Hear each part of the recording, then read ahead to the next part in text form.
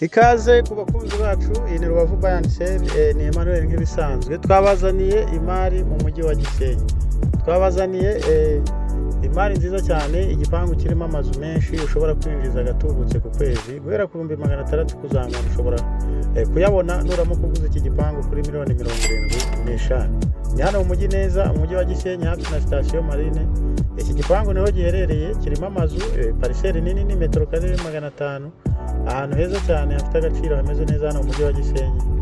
Duhamagare mu wa mbere batagutanga kubera ko ni deal nziza cyane.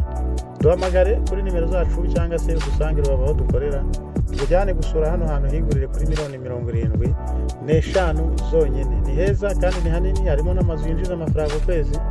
Urumva ko ari deal nziza rero.